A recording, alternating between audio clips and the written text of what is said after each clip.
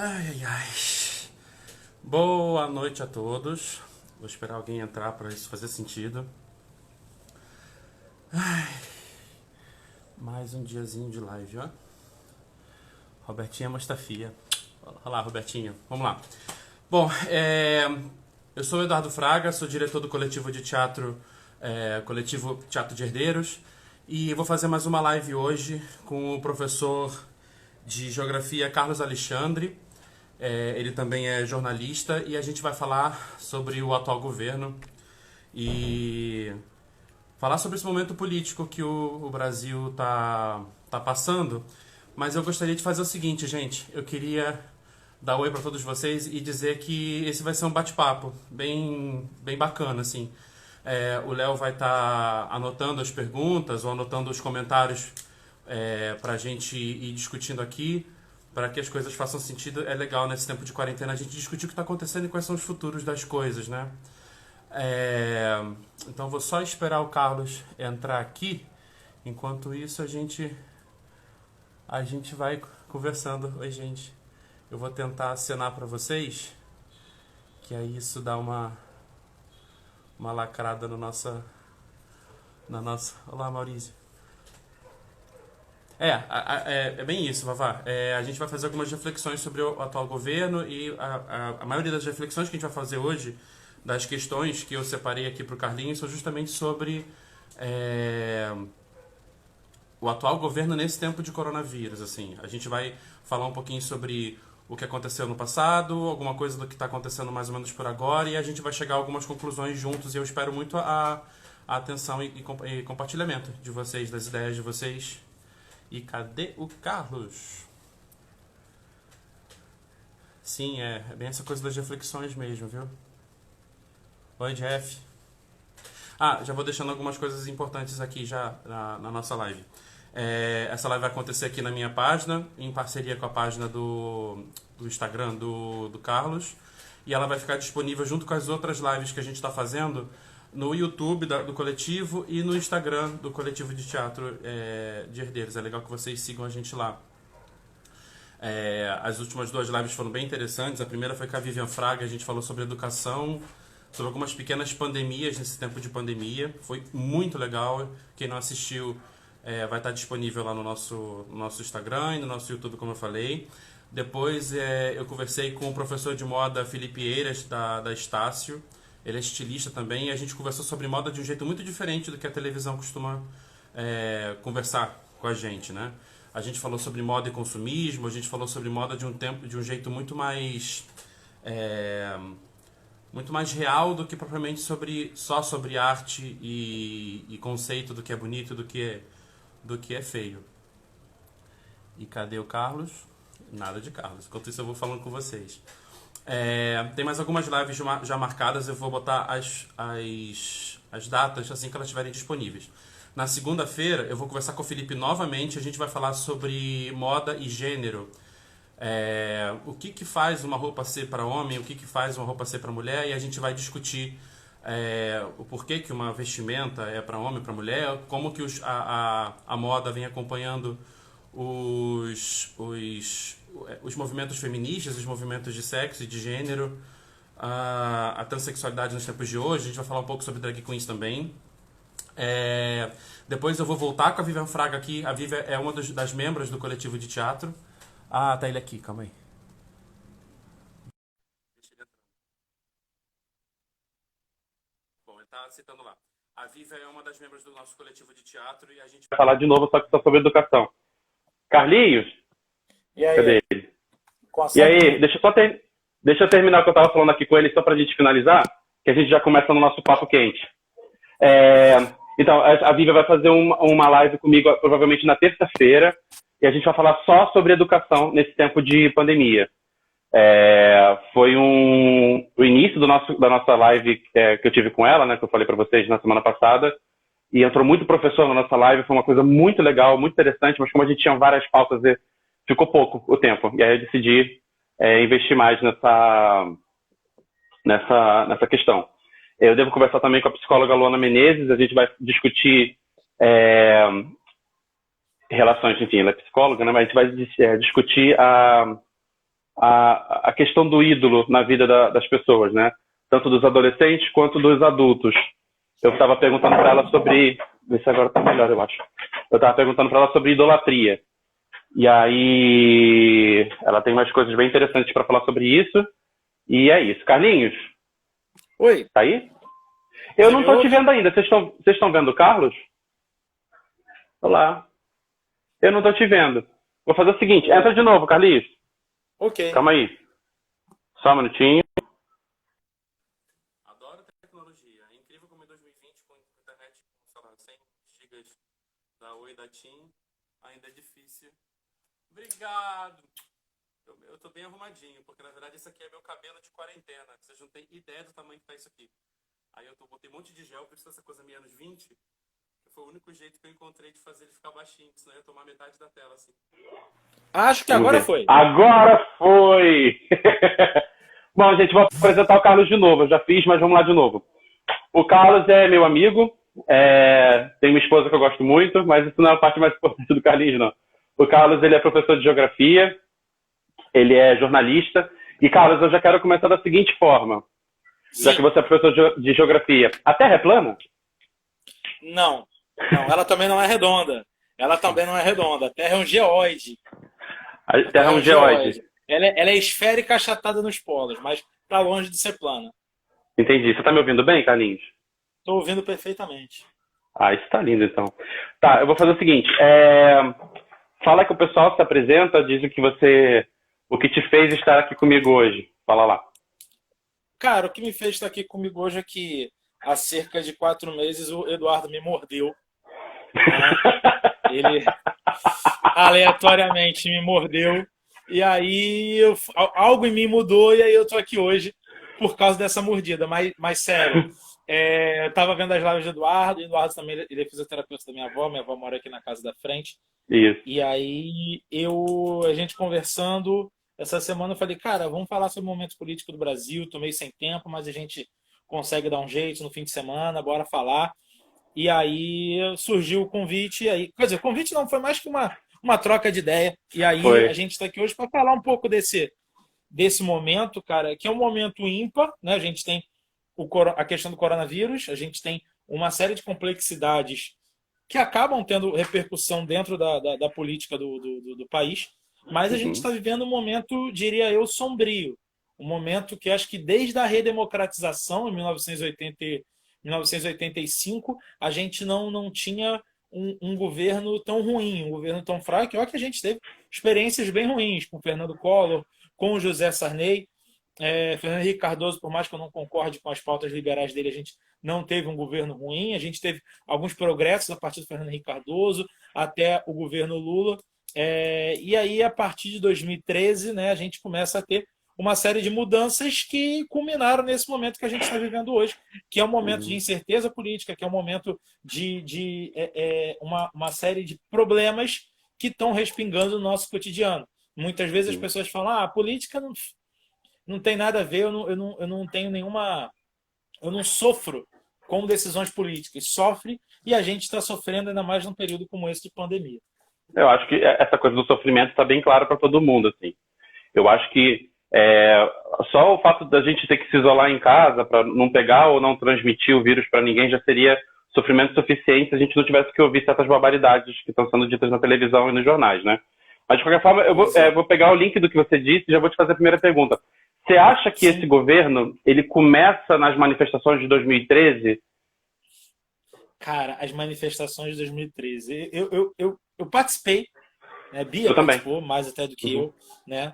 E eu lembro na época eu estava fazendo minha especialização na UERJ Uhum. e um professor estava criticando muito, né, as manifestações de 2013 por não ter uma pauta e por não ter nenhum movimento por trás dela. Eu lembro na época que eu discuti com o professor, né, Uhum.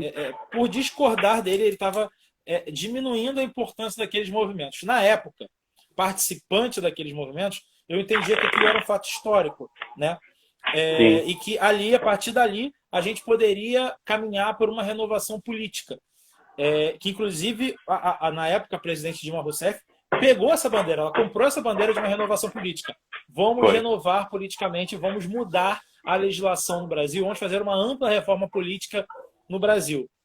Mas, hoje, passados 7 anos daquele movimento, aí, pô, misturou Copa do Mundo no meio, tinha um monte de coisa junta naquelas manifestações de 2013, e aí a gente percebe que esse governo autoritário, esse momento de negação à política, de negação ao conhecimento, o bolsonarismo, ele começa a ganhar força naquele momento, que era um balaio de situações, era um balaio de manifestações, um monte de gente manifestando por um monte de coisa. Começou com os 20 centavos na passagem, só que aí a gente teve o movimento Black Bloc, a gente teve morte de jornalista, o jornalista da Bandeirantes, que eu esqueci o nome agora, o cinegrafista, que foi morto ali na região da Eu estava do lado dele. Então, assim, eu estava a 15 metros dele. Santiago Andrade. Uhum. Santiago Andrade. Enfim. Então a gente teve um balaio de situações, as coisas foram se atropelando e a gente não tinha uma pauta bem definida naquele momento. E aí a gente começa a ter uma emergir, né, vamos dizer assim, das profundezas do inferno. Do bueiro. Movimentos do bueiro, né? É o inferno não, para não ofender o capeta, mas assim, a gente teve um movimento que saiu justamente do bueiro, que foi um movimento de negação à ciência, de negação à própria política, que culminou, né, na Lava Jato e em manifestações espelhadas nas manifestações de 2013, que também acabaram criando um certo clamor popular pelo impeachment da então presidente Dilma Rousseff, que, na minha humilde opinião, foi um golpe parlamentar. E aí uma coisa interessante que você disse, eu quero complementar o seguinte: a Vivian, minha prima, ela é historiadora e ela está em contato com uma galera bacana de universidade, tentando arquivar as coisas que estão acontecendo agora para poder descrever melhor como é esse movimento atual presidencial. Daqui a 20 anos falar sobre isso. Assim. É exatamente isso, mas essa tentativa de descrever o que é o bolsonarismo, já está classificado assim, né? O que seria o bolsonarismo desde já. E a principal característica do bolsonarismo é, sem dúvida, a negação, né? Essa facilidade de se negar o que os jornais dizem, o que é óbvio, o que é a ciência. Eu tenho uma opinião forte sobre o bolsonarismo. Se alguém está na live aí e é bolsominion, tá desculpado. Pode escrever aí, se for, dar opinião, tudo bem. Enfim. Pode sim. Vivemos uma democracia, por enquanto, né? Enfim, embora Bolsonaro não seja muito adepto da liberdade de expressão. Mas, nem os filhos. E usa a liberdade de expressão. Nem os filhos. E usa a liberdade de expressão para falar barbaridade. Mas, enfim, é outro tema. Eu tenho uma opinião forte sobre o bolsonarismo, que é o seguinte: quem votou no segundo turno no Bolsonaro, a gente pode colocar dentro dessa caixa o antipetismo. Que aí a gente pode, inclusive, discutir aqui quais são qual é a responsabilidade do PT no momento que a gente está vivendo hoje. Mas acho que isso é um outro tema. Mas quem votou no primeiro turno, quem alçou o Bolsonaro ao segundo turno, alçou por alienação, porque, a gente vai falar, né, um dos temas que a gente vai abordar mais para frente, quem era o Bolsonaro, mas assim, eu acho que ninguém em sua consciência conseguiu olhar para o Bolsonaro e falar, aquele cara ali vai tirar o Brasil de uma profunda recessão econômica. Nada mostrava isso, nada. Não. Esse é o primeiro ponto. E segundo, quem votou também ou por alienação ou por alinhamento com o discurso de ódio. O que fez o Bolsonaro emergir do baixo clero político, né, do centrão, que hoje ele está, inclusive, se aproximando cada vez mais, foi o discurso de ódio.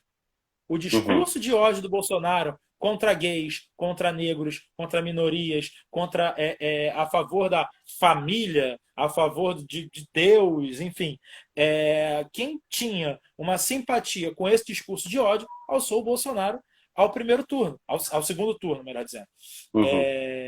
E aí a gente tem essa questão do que é o Bolsonaro, de quem é Jair Bolsonaro, que foi alguém que, para mim, quando eu tinha... Em 2013, para mim, era um comentarista do Super Pop.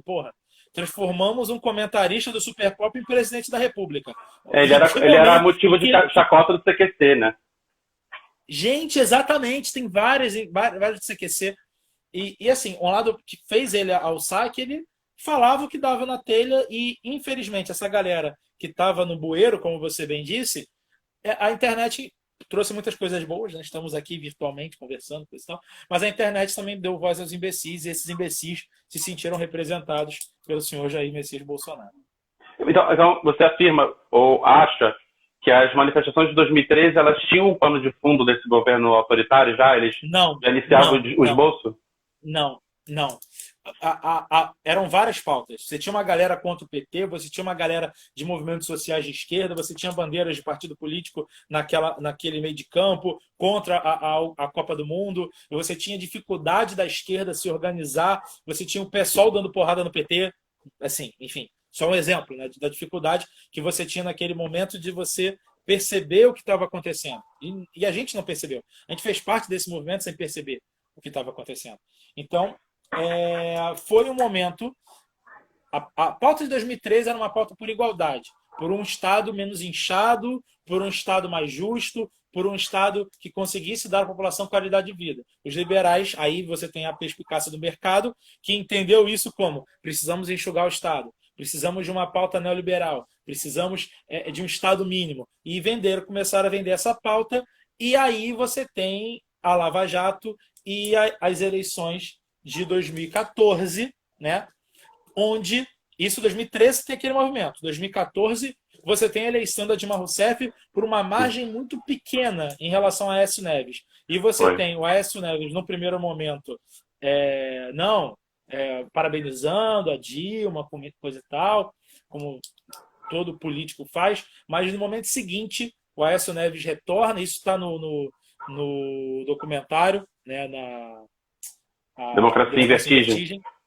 Democracia em Vertigem, a Petra fala muito bem disso. E aí, quando ele volta ao Senado, ele tem aquele discurso de negar o resultado das eleições, de dizer que não aceita o resultado e que vai parar o Brasil. A partir dali, né, a Dilma perde um controle não tem mais um apoio do Congresso, e você tem um clamor pelo Brasil não andar, né? Eu digo o seguinte: a classe média brasileira de 2014, boa parte dela foi alçada à classe média pelo governo Lula. A minha geração não pegou. Nós somos praticamente da mesma idade, né? Sim. Você tem 30 e poucos anos, eu tenho 28. E a nossa geração não pegou inflação a 1000% ao dia. De manhã, uma lata de ervilha está custando 3, de noite está custando 10. A gente não viveu isso. A gente já pegou um Brasil economicamente estável.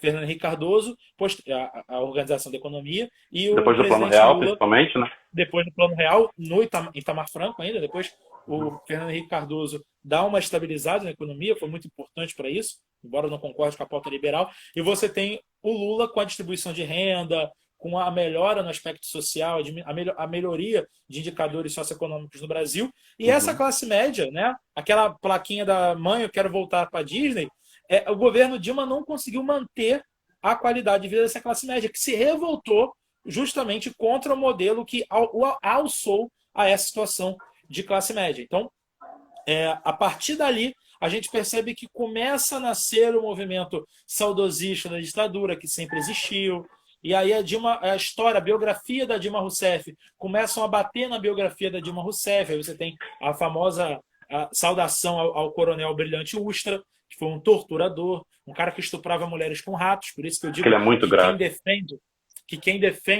Quem levanta a bola de um cara como Ustra é uma pessoa que tem graves falhas de caráter, né?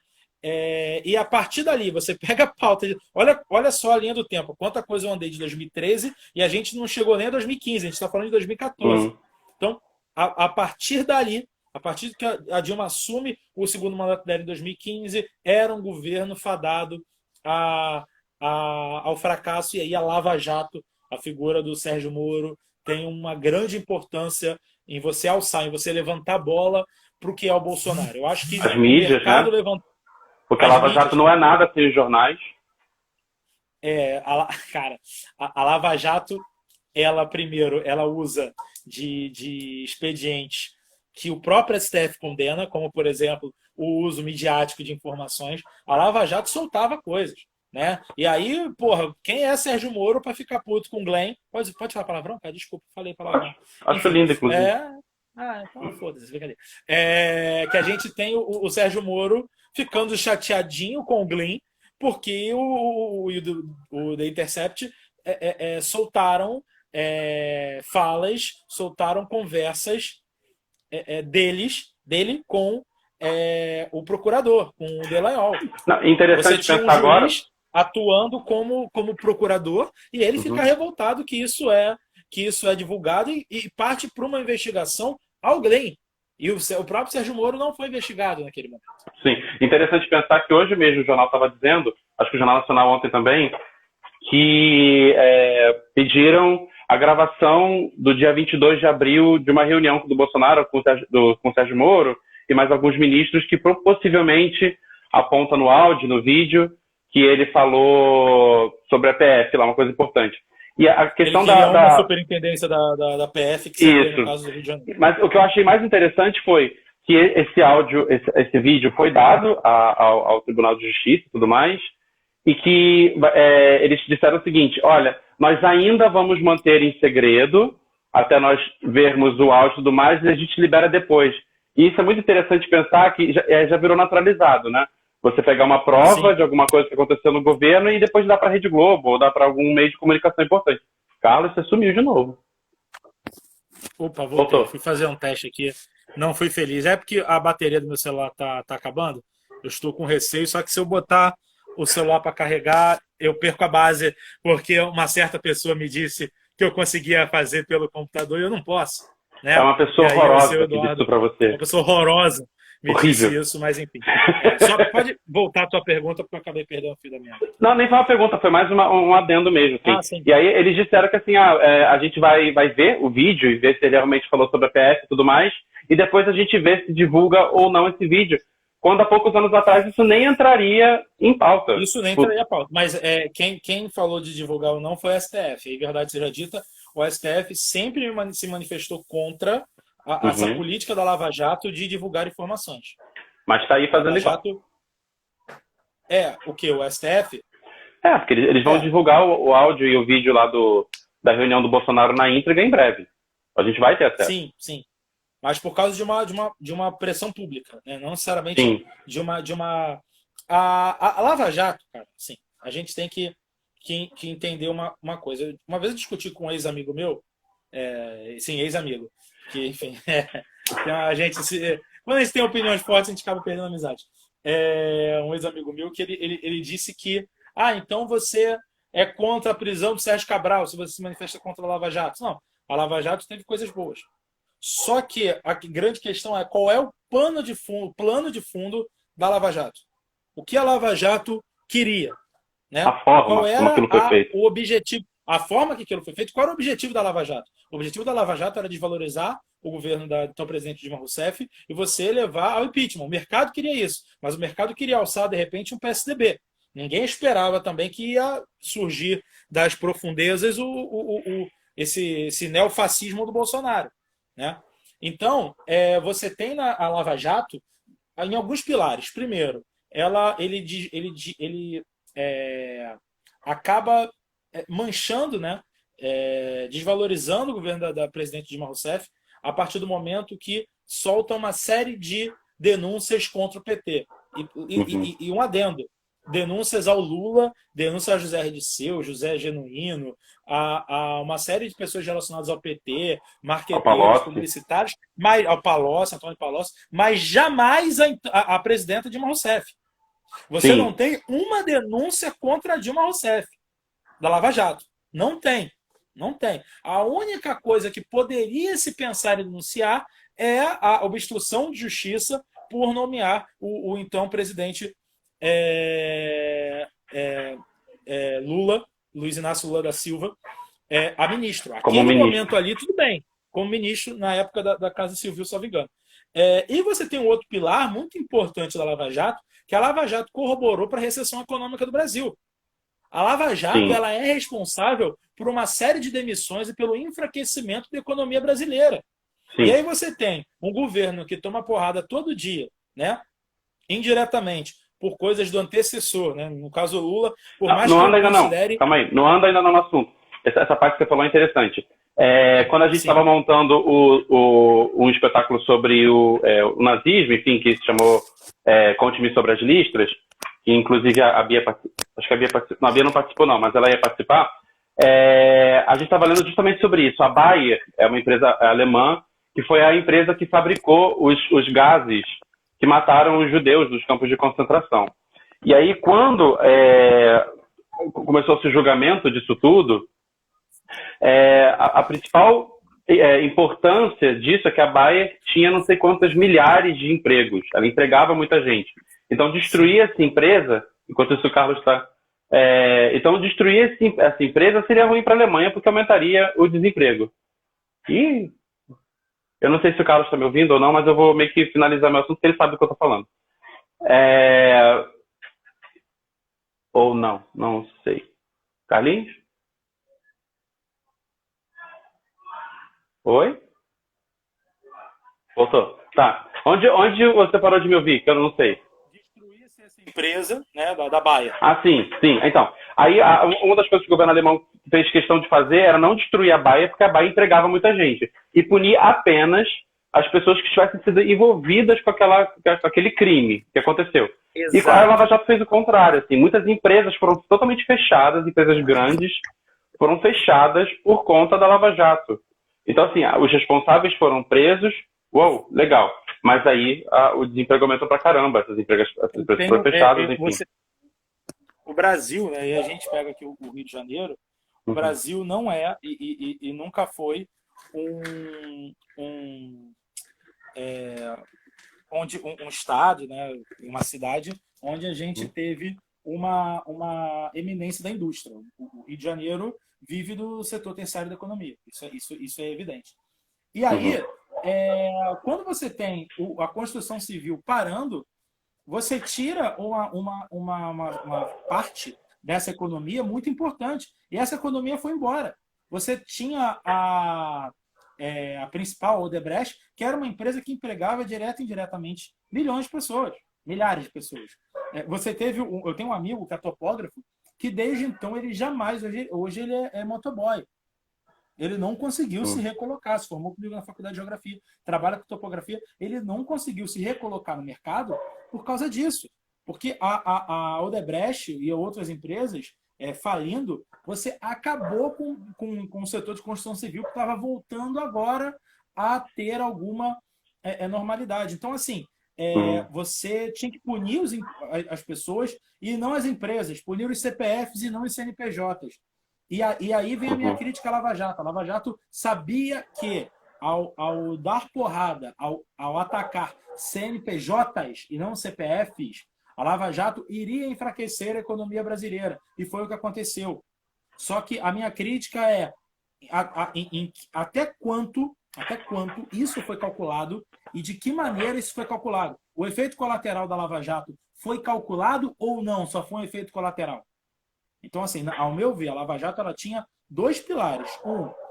De desmoralizar o governo da presidente Dilma Rousseff, mostrando, colocando na mídia problemas relacionados ao governo anterior do presidente Luiz Inácio Lula da Silva. E segundo, enfraquecendo a economia brasileira. A Lava Jato enfraquece a economia brasileira. E aí eu acho muito engraçado essa galera aí que defende, não, a gente não pode ter o isolamento social, a gente não pode ter um lockdown, a gente não pode ter a quarentena, porque isso vai enfraquecer a economia. Cadê essas pessoas? Onde estavam essas pessoas quando a Lava Jato enfraquecia a economia do Brasil? Não tinha essa preocupação, porque era politicamente conveniente tirar o governo legitimamente eleito, como foi o caso da presidente Dilma. E por mais que algumas pessoas não gostem do que eu vou falar, a presidente Dilma Rousseff sofreu um golpe. O que aconteceu com a presidente Dilma foi legal? Não, mas foi um golpe. Porque utilizaram de pedalada fiscal, se é que houve, que depois o TCU inocentou Dilma Rousseff, usaram da pedalada fiscal para tirar uma presidente democraticamente eleita. Sob que pretexto? Pretexto de que ela fez uma pedalada fiscal, algo que todo governador faz. Então, beleza, vamos tirar a Dilma Rousseff? Vamos tirar os 27 governadores. Não foi o que aconteceu. Ficou claro que a Lava Jato tinha um objetivo, né? A Republiqueta de Curitiba tinha um objetivo: tirar o PT do poder, não pelas urnas. Tirou o PT do poder, tanto que prendem o ex-presidente Lula, né? E aí o Sérgio Moro, que é um dos maiores canalhas da história dessa república, manda prender Luiz Inácio Lula da Silva. sem provas contundentes, não estou aqui afirmando a inocência de Lula. Tanto que ele está solto de novo. Tanto que ele está solto de novo, eu estou falando aqui da fragilidade das provas que levaram o ex-presidente Luiz Inácio Lula da Silva à cadeia. Nós não temos provas, mas não temos evidências. Convicção. Convicção. Não temos provas, mas temos convicções. Não temos evidências, mas temos convicção. Convicção não serve. Curioso é que nesse momento agora que já começa a se discutir o impeachment do Bolsonaro, o sítio de Atibaia voltou. Porque o Lula está preso e se acontecer qualquer coisa que aconteça uma nova eleição, o Lula não pode estar solto. Se bem que eu acho que ele nem pode se candidatar, não é isso? Não pode. Pela lei da ficha limpa aprovada por ele mesmo. Sancionada por ele mesmo. Né? Em 2009, salvo engano. O Lula não pode. Mas assim, naquele momento o Lula poderia, porque ele não havia sido julgado em segunda instância. Né? E, cara, o julgamento do Lula foi em tempo recorde. Pô, se a justiça funcionasse assim, para qualquer julgamento, a gente teria a justiça mais rápida do mundo. Eu vou te fazer uma pergunta extra. O que acontece? Pelo seguinte, você é professor, você é um professor de geografia, como lidar com o negacionismo bolsonarista sendo professor? Entende a minha pergunta? Estou sendo claro? Entendo. Hoje, minha realidade hoje, professora, é de dar aula na escola de classe média, média alta, no MEI. Então, assim, eu tenho alunos, de certa forma, com certo capital cultural. Eu sempre digo, pessoas com capital cultural tendem a não virarem para esse lado do bolsonarismo. Mas em sala de aula, cara, eu deixo bem claro, gente, eu trabalho com fatos. A minha opinião política, dificilmente eu vou dar em sala de aula. Até porque a gente vive um momento muito complicado de tá fazendo doutrinação ideológica, vocês comunistas, tá até de vermelho hoje. Enfim. E aí, isso é goiaba, não é vermelho. É goiaba, é magenta. Não, é goiaba. A gente...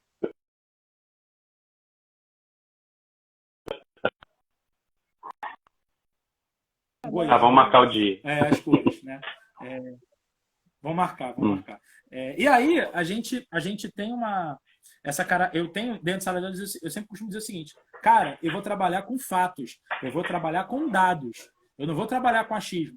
Então, a partir do momento que algum aluno vem com alguma questão dessas loucas de negacionismo, de negar o coronavírus, de dizer que o comunismo, que o nazismo é de esquerda... Cara, eu venho com dados, eu venho com comprovações científicas. E a partir do momento que tem essas comprovações científicas, que eu tenho esse embasamento, o candango tem que ficar quieto. Eu tenho um professor, o professor Luciano Zaru, que ele diz o seguinte, essas pessoas que falam sem embasamento científico adequado, essas pessoas precisam ser humilhadas intelectualmente. Essas pessoas precisam voltar da onde elas vieram, do bueiro. Né? Porque assim, cara, o que eu fico impressionado é uma pessoa discutir com um médico. O cara estudou 10 anos da vida dele para ser médico e diz, você tem que ficar em casa porque o coronavírus mata, porque o coronavírus, matemáticos fazem lá modelos de transmissão. E o cara que não tem formação nenhuma simplesmente nega isso e levanta a bandeira da liberdade de expressão. É a minha opinião e ponto. Não se refuta embasamento científico com opinião. E é nessa tecla que eu bato. O candango pode até discutir comigo, mas como a grande maioria hoje dos meus alunos tem um capital cultural interessante, isso não acontece muito. Já aconteceu no passado, mas hoje nem tanto, embora a gente ainda tenha alguns adolescentes bolsonaristas, enfim. Você enfrenta a terra plana nesses lugares, não? Não, tem um moleque aí, um aluno meu, que até diz que é terraplanista, mas eu acho que é sacanagem só para me irritar. Porque, enfim, mas eu... Não, terra plana não, mas já ouvi algumas paradas, tipo...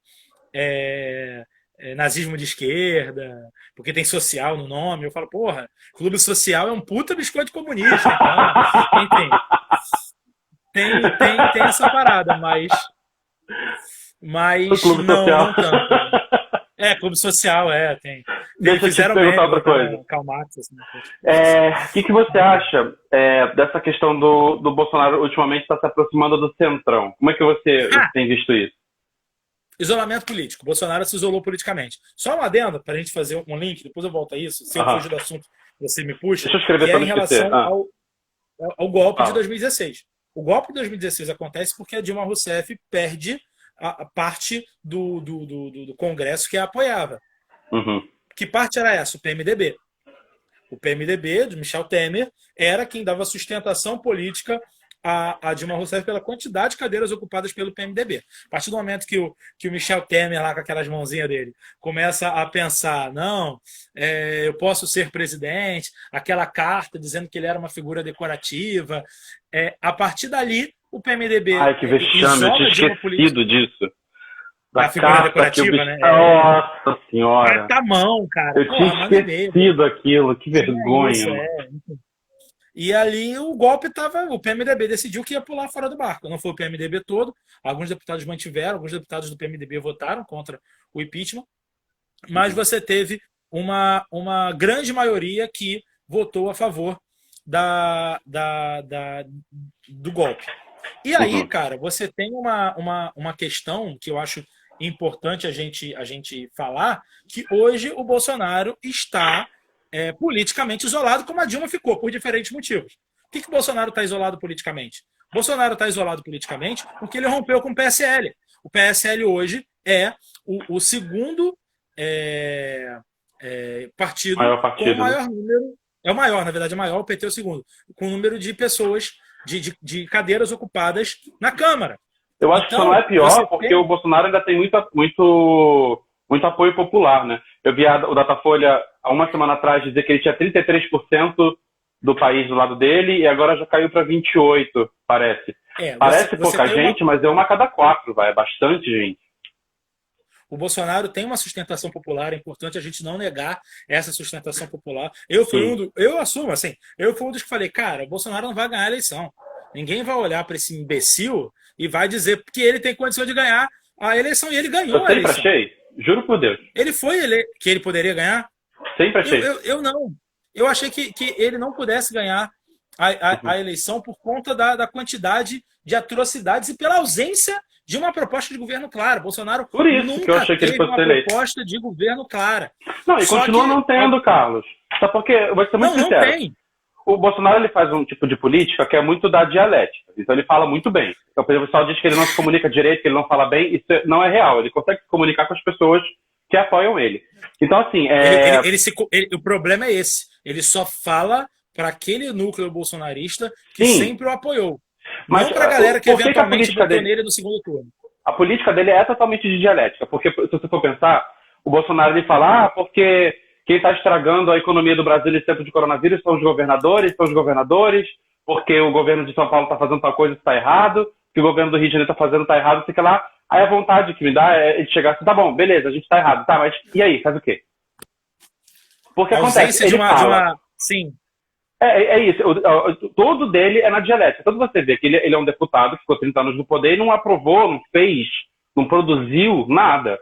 Por quê? Porque o básico dele era falar. Ele ia lá no plenário, chegava lá na frente, falava um monte de baboseira, votava sim ou votava não, e era esse o trabalho. Ele ainda não sabe fazer as coisas. O que faz o presidente. Tanto que quando ele fala da canetada, que ele pode derrubar o isolamento social com uma canetada, ele desconhece completamente o funcionamento da República. Exatamente. Ele desconhece como. Porra, o cara ficou 3 décadas quase, 27 anos como deputado, e o cara não entende como funciona a política brasileira, como é a organização política brasileira. A caneta dele é boa, a do STF é melhor ainda, é mais bonita, essas de ferro, a dele é aquela bique feiosa lá. Não, ele falando que vai vetar, como se os deputados mais do Senado não fossem capazes de derrubar o veto dele. Ele não sabe o que diz. Então, o mais importante, assim, eu acho que quando ele fala aquele texto do "e daí", né, que é o "e daí, quer que eu faça o quê?", nossa, eu tenho um monte de opinião do que ele poderia fazer. Assim, eu acho que ele já poderia começar não chamando o coronavírus de gripe, ele podia não dizer que atleta é imune à doença, ele podia mostrar o resultado do exame dele, que é uma coisa muito importante.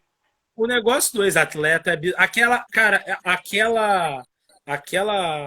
é aquele pronunciamento dele, né? Aquele pronunciamento dele é uma das coisas mais ridículas que eu vi em toda a minha vida, né? Eduardo, você me ouve ainda? Não, né? Hora de me ouvir, né? Acho que tá. O fone acabou. Mas vai falando que eu tô te ouvindo muito bem. Beleza. Não, então é isso. Então ele perde ele não tem noção, ele acha que ele, por ele ser presidente, ele manda e ponto. É O isso. Brasil não é uma república, o Brasil não é uma república presidencialista absolutista. O presidente não tem o poder máximo. Tanto que a Câmara pode vetar algo que o presidente tenha feito, inclusive a Câmara pode vetar o veto do presidente. Câmara mais Senado, isso. O Congresso Nacional pode fazer isso, a Câmara e o Senado pode fazer isso, pode derrubar, pode vetar, né? O Brasil é uma república presidencialista com um parlamento, com uma casa de leis, duas casas de leis, o Senado e a Câmara dos Deputados. E o Bolsonaro desconhece isso. É bizarro, né? E ele se comunica para aquele núcleo dele, né? E isso me preocupa, porque eu esperava que com a saída do Sérgio Moro fosse ter um rompimento maior do que eu vi.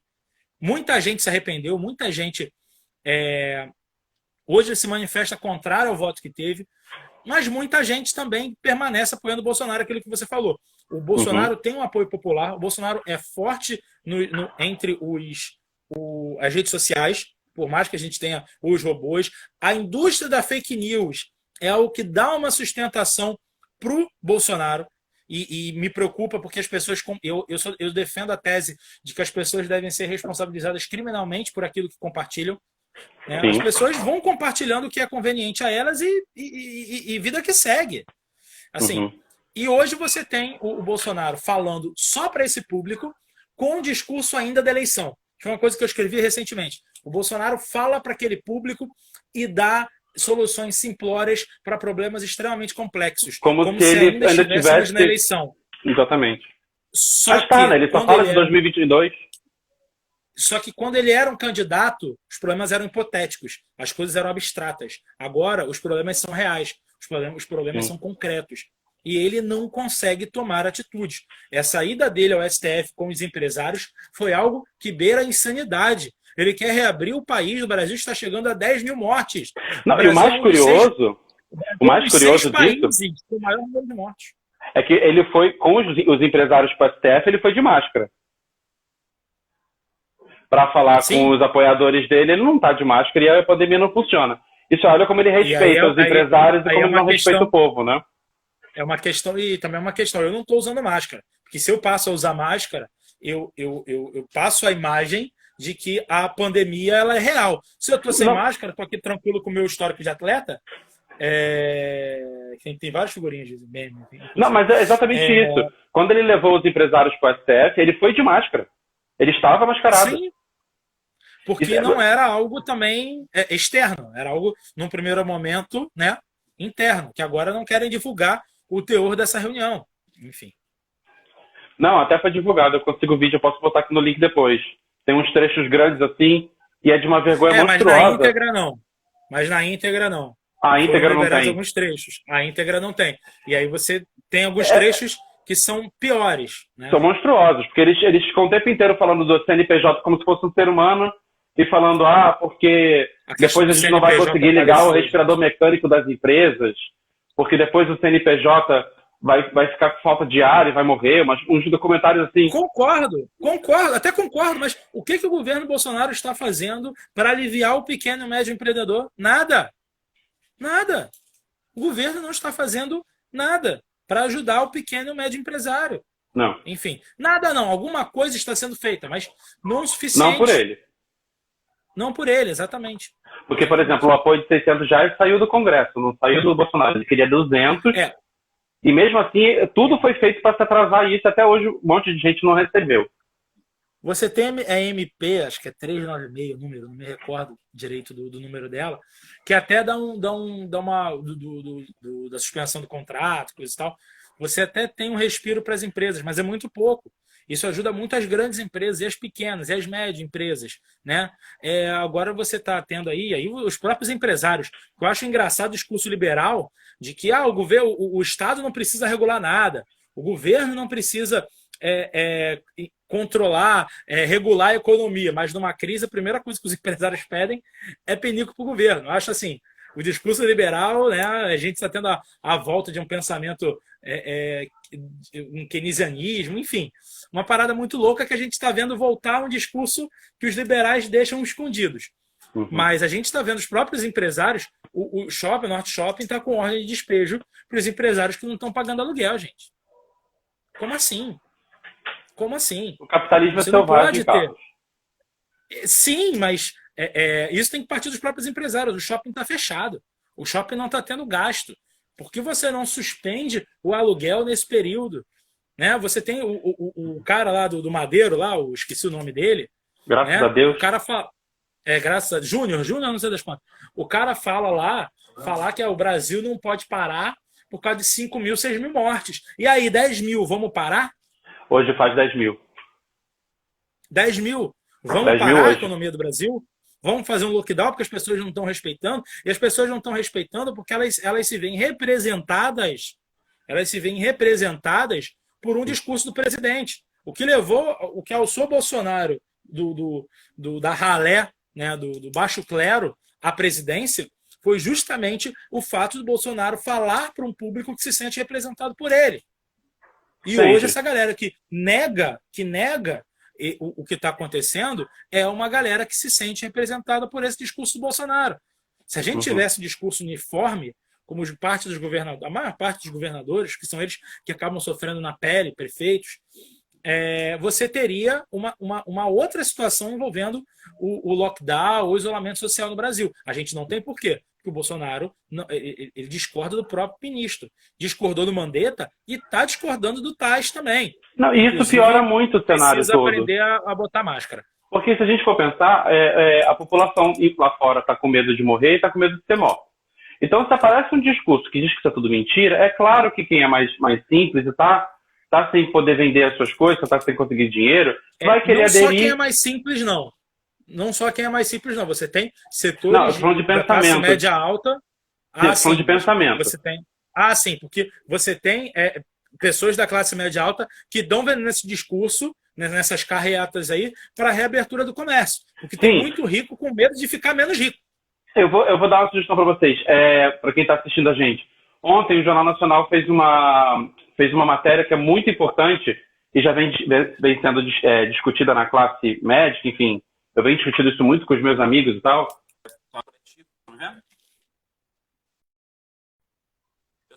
Deu uma travada, mas voltou. Estão me ouvindo? Alô? Oi, sim. Tá baixo, mas a gente está ouvindo. Porque alguém ligou aqui pro meu celular. Desculpa, gente. Justamente, eu sou fisioterapeuta também, né? Então eu tenho muitos amigos médicos, enfim.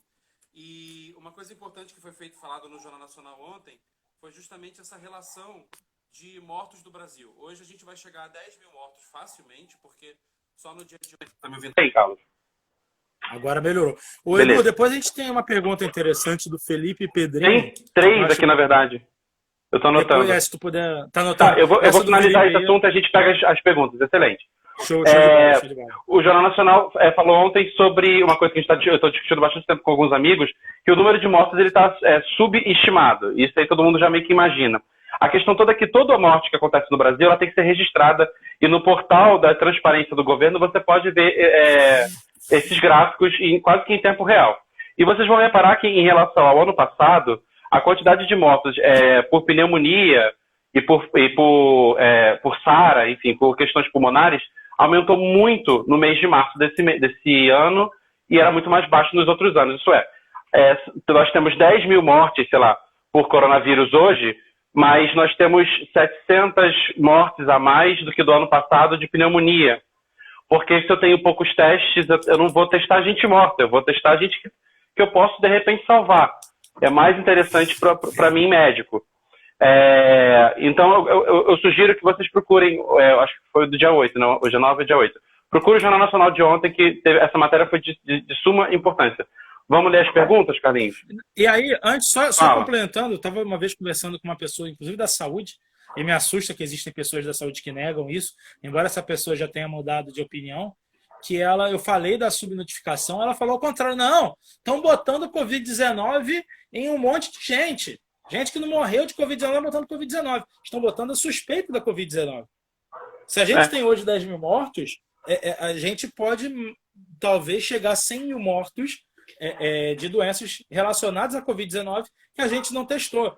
Né? Então, assim, Exatamente. infelizmente, a subnotificação, os números são alarmantes sem a subnotificação. E os matemáticos estão mostrando que essa notificação, o número real de pessoas infectadas com coronavírus pode ser bem maior. E o governo segue negando, segue batendo na tecla. Vamos pegar exemplos de países que estão reabrindo a economia. A Itália está reabrindo a economia. Só que a Itália está reabrindo a economia. A Itália começou isso antes da gente. Foi no mês de fevereiro, na verdade. Ó, a Vanessa, beijo Vanessa, falou que o público dele é o público do medo do ódio e o público central dele acaba por ser a indiferença. E é bem isso, assim, eu sinto que o bolsonarismo, por base, tem essa coisa do fala mesmo, vai lá e faz mesmo, vai lá e é isso aí mesmo. O Fernando diz, ele conhece, eu lembro que foi na parte que a gente estava falando sobre os três poderes, né? A gente falou, ele não conhece, não sabe governar. Eu acho que o Fernando quis dizer ele sabe sim, mas ele se apoia do fato de quem apoia o Bolsonaro não saber sobre isso. Criar uma cortina de fumaça para... Sim.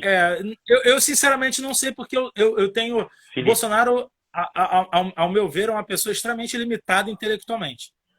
O Felipe pergunta o seguinte: qual é a responsabilidade da esquerda e de parte da população contrária ao Bolsonaro na eleição dele, tendo em vista que replicam e veiculam tudo que ele fala? Não acabam contribuindo? Contribuíram. Vamos lá, vamos por parte. Primeiro, qual é a responsabilidade? E aí vai uma crítica minha ao PT. Alguns amigos meus me dão porrada direto por eu tecer essas críticas ao PT. O PT, na eleição de 2018, era para ter ficado quieto no cantinho. Se o PT ficar quieto no cantinho, a gente tem tanto que o Ciro Gomes ia para o segundo turno antes da gente ter o Lula de fato apoiando o Haddad. A ida do Haddad para o segundo turno faz o Bolsonaro vencer. A gente poderia ter um Ciro Gomes vencendo. Eu na época dizia que se o Alckmin for para o segundo turno, eu anulo meu voto, porque eu não digito nem 45 no meu micro-ondas, porque eu tenho medo dele ser vendido a preço de banana para o capital estrangeiro. Mas hoje, olhando assim, cara, o Alckmin seria uma puta de uma boa opção, cara. Meirelles seria uma boa opção. Enfim, tô arriscado a dizer que até o Daciolo seria Marina. Enfim, a gente poderia ter uma outra característica no segundo turno, né? Esse é o primeiro ponto. Eu acho que o PT bater na tecla do Lula e o Haddad se vincular, melhor dizendo, ao Lula o tempo todo, fez com que crescesse uma antipatia que não era para o Haddad, era ao Lula. Mas o antipetismo acabou elegendo o Bolsonaro. Ao PT, na verdade. Vem a questão... Oi? Ao PT, porque se o Lula fosse para as eleições, ele ganhava. O Haddad não ganhou porque ele não era o Lula. Então, na verdade, o medo era do PT, não era exatamente do Lula, vai. Sim, era um antipetismo. Sim. Mas tinha uma parada muito curiosa. Tem aquelas famosas pesquisas com 5 pontos percentuais para mais ou para menos, né, de erro, né, margem de erro para mais ou para menos. Aquelas famosas pesquisas diziam que tinha um grupo volumoso que, na ausência de Lula, votava no Jair Bolsonaro. E aí o que eu digo, boa parte da população não é direita ou não é esquerda. A população queria votar no Lula porque foi a última vez que ia no mercado e enchia o carrinho. A questão do cara que vai resolver o problema. E o Bolsonaro vendeu bem o peixe dele. E aí, respondendo a pergunta do Felipe, que até eu acho que foi um erro meu nas minhas redes e de todo mundo que se dizia anti-bolsonarismo, de achar, meu Deus, olha que absurdo que ele falou que quem não é cristão que se mude do Brasil. Só que tem uma galera que concorda com isso. Olha que absurdo, se eu ver dois homens na rua se beijando, eu vou dar porrada neles. Que absurdo que ele disse. Mas tem gente que se identifica com isso e faltou a gente ter essa perspectiva, Felipe. Perdão. A gente entender... Oi? Não, melhor. E aí, faltou a gente ter essa percepção de que existiam pessoas que estavam... Caramba, é isso mesmo. Vamos dar porrada em gay. Vamos tirar do Brasil. O Brasil é um país cristão. Deus acima de tudo e dane-se. E assim, a gente ficou compartilhando algo que pra gente era pavoroso, mas outras pessoas se sentiam representadas por aquilo. Eu acho que foi o nosso principal erro. E eu acho que também o que contribuiu muito para a eleição do Bolsonaro foi a facada. Não sou da galera que acredita em teoria da conspiração, de que Eu também não acredito, não. eu acredito realmente que o ódio que não estou justificando, mas o ódio que o Bolsonaro propaga era previsível que isso em algum momento fosse acontecer, né? Alguém se emputecer com o discurso do Bolsonaro. Mas ele teve a desculpa que ele queria para não ir aos debates. E tu imagina o Bolsonaro discutindo com a Marina Silva no único debate que o Bolsonaro foi. Marina Silva jantou o Bolsonaro. Não, vamos confessar que aquela resposta da Marina Silva ela deveria ser tatuada, porque foi uma excelente resposta. Sim. Agora, eu gosto muito da Marina Silva, sabia? Eu acho que assim, eu não acho que ela tem pulso, mas eu acho que ela é uma pessoa inteligente e sensível para isso. Sim. Pô, Bolsonaro e Marina Silva ia pra rua tatuado democraticamente, toda vez dizer democraticamente. Eu ia pra rua fazer campanha de graça a Marina. Carlinhos, assim, eu acho que a gente tem 5 minutos para finalizar a nossa live e o Instagram ele desliga na nossa cara. Então, gente, já vou me despedir de vocês, porque é muito rápido. Carlos, eu vou te fazer a última pergunta pra gente falar rapidinho. Tá. Fala. Não, quer só finalizar? Rapidinho. Rapidinho. Tu imagina o Bolsonaro discutindo economia com um cara como Ciro Gomes. Tu imagina. O Bolsonaro ia ser humilhado intelectualmente. Só Jamais. Que a facada, quase morrer, fez com que ele não fosse o atestado médico. E aí, meteu-lhe atestado lá, não foi trabalhar. E aí a gente não teve o debate que eu acho que seria importante. Pra gente finalizar, o impeachment do Bolsonaro é caminho? É um caminho. Assim que o Bolsonaro foi eleito, eu sempre defendi a tese de que eu não era a favor de um impeachment do Bolsonaro. Eu vou dizer que até a gente conversou sobre isso, né? Eu digo que até o pronunciamento dele do histórico de atleta, eu era contra o impeachment do Bolsonaro, porque eu temia uma crise política sem precedente. Mas ali a gente percebeu que o caso do Bolsonaro não é de impeachment, não é de renúncia, é um caso de interdição, beira insanidade mental. É questão de bom senso. Nós não temos... é o que eu digo, a gente tem a maior crise nos últimos 100 anos e nós temos talvez o presidente mais incapaz, mais limitado, melhor dizendo, da história da República Brasileira. Nem os presidentes da época da ditadura eram tão limitados intelectualmente, são tão sem jogo político do que o Bolsonaro. Então a gente tem a maior crise dos últimos 100 anos com um presidente incapaz de governar. Mas se ele sair, entra o Mourão. Na atual conjuntura, não vejo o Mourão como uma péssima opção para o Brasil, até porque se mostrou, apesar de não concordar com nada do que o Mourão fala, fez na vida, se mostra um cara menos insano, mais sóbrio do que o Bolsonaro. Se sair a chapa, assumiu o Ricardo Maia, também não concordo com o Ricardo Maia, mas também é um cara...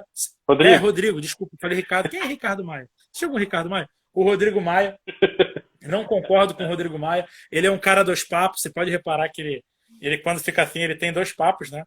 Ele tem o papo dele e o papo de baixo, assim. Você não olhou para mim, você não entendeu a piada dos papos. Lamentável. Não entendi. Queria 2 papos, entendeu? Carlos, que merda. E aí, fazendo esse tipo de piada na minha live, você não tem vergonha, não? Foi a primeira oportunidade que eu tive. E aí a gente tem o Rodrigo Maia como uma possibilidade, uma nova eleição é impensável, mas eu acho o seguinte, o impeachment do Bolsonaro é um caminho, porque a gente precisa de soluções rápidas, a gente precisa de soluções práticas, e o Bolsonaro se mostrou incapaz de governar e dirigir o país no meio de uma crise sem precedente, como é a crise do coronavírus. Nossa, finalizou o vídeo, olha isso. Carlinhos, eu quero te agradecer por essa entrevista, por esse bate-papo, sei lá como é que a gente vai chamar. Bate-papo, entrevista. Bate-papo foi legal. Imagina. Bate-papo é legal. Tá, gente, o Peixoto, o Rafinha, o Rafael, que é do coletivo, falando que é um alívio assistir essa live. Me sinto representado. Valeu, Rafa. Sim, eu tô morrendo de saudade. Gente, essa live vai ficar disponível lá no Instagram do Coletivo de Herdeiros, tá? O Coletivo de Herdeiros é uma companhia de teatro pensada em coletivo, então os membros, todo mundo pensa as peças e como as coisas funcionam em conjunto. O Carlos, ele faz parte do nosso coletivo, a Bia esposa do nosso querido Que tá Carlos, aqui. também faz parte. Beijo, Aqui do Bibi. lado, mas ela não quer aparecer. Tá te mandando. Justo, ela deve estar com cabelo de quarentena. Olha lá, o Instagram que a gente Não, chega na tá nossa na cara. boa. Eu amei depois Ah, de linda. dias. Atriz maravilhosa, médica, incrível. Gente, então vai estar disponível lá. Se inscreva no nosso canal lá, vai ter o nosso Instagram. Acompanha a gente, vai ter uma porção de live lá acontecendo. Carlos, muito obrigado. Te amo, amigo. Tamo E junto. a gente se vê em breve, viu? Se cuida. Beijo, Bibi. Obrigado, Felipe. Obrigado, gente.